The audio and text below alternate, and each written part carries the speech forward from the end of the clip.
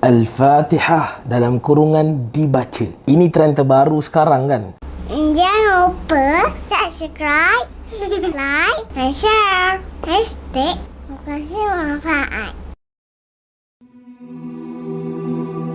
Bila ada kematian saudara kita, ada yang sebutkan inna lillahi wa inna ilaihi raji'un. Tak kurang juga ada yang baca Al-Fatihah ataupun surah Yasin. Membaca Al-Fatihah dan surah Yasin itu adalah ibadah dan ianya adalah sebahagian daripada Al-Quran. Tidak menjadi masalah untuk membacakannya pada bila-bila masa yang kita sukai. Tapi untuk menetapkannya sebagai bacaan khusus untuk arwah, sama ada berupa sedekah ataupun hadiah, maka di sini kita perlu perhalusi dan perincikan sama ada adakah ia benar-benar dicontohkan dan diajarkan oleh baginda Nabi sallallahu alaihi wasallam sedemikian rupa ataupun sebenarnya ia bukan daripada apa yang diajarkan oleh baginda Nabi sallallahu alaihi wasallam. Sedekah atau hadiahkan Al-Fatihah ataupun mana-mana pahala bacaan Al-Quran kepada arwah ini adalah antara perkara khilafiyah, yakni perselisihan di kalangan para ulama. Maksudnya ulama berbeza pendapat sama ada sampai ataupun tidak kepada si mati. Al-Imam Muhammad bin Idris Al-Syafi'i menyebutkan dalam kitabnya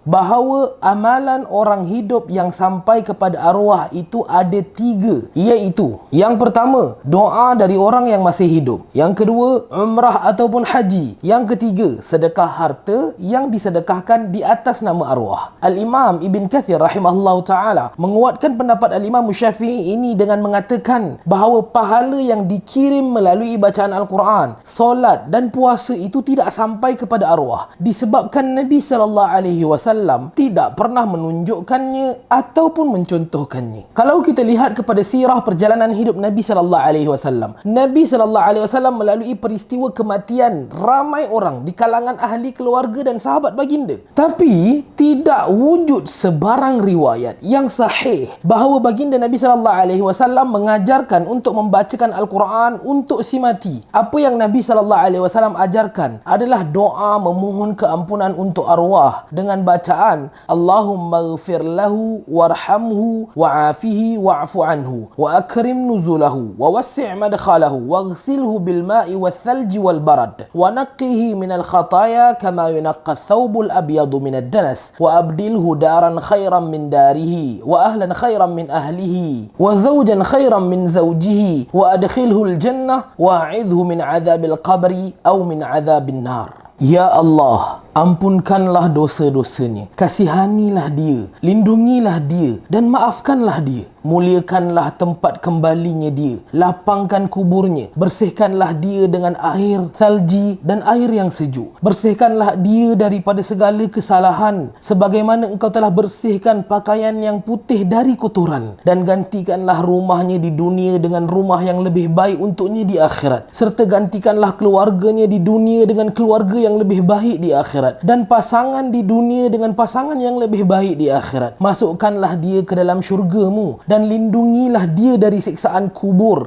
ataupun siksaan api neraka. Kalau sebut tentang bacaan yang diajarkan oleh baginda Nabi sallallahu alaihi wasallam khusus untuk arwah, doa inilah yang menepati sunnah Rasulullah sallallahu alaihi wasallam. Bila kita nak bacakan sesuatu untuk arwah, bacalah doa ini. Apa yang dilafazkan oleh Nabi itu tentunya yang terbaik. Tiada bacaan yang lebih baik darinya. Kita mahukan supaya apa yang kita lakukan itu selari dengan apa yang diajarkan oleh baginda Nabi sallallahu alaihi wasallam. Maka inilah cara dan kaedahnya. Jangan salah faham pula. Saya bukan katakan bahawa membaca Al-Fatihah itu salah atau berdosa. Tapi apa yang kita nak fahamkan di sini adalah kaedah yang tepat dalam memahami sunnah Nabi sallallahu alaihi wasallam. Wallahu a'lam. Al-Khalifah Online #berkongsi manfaat.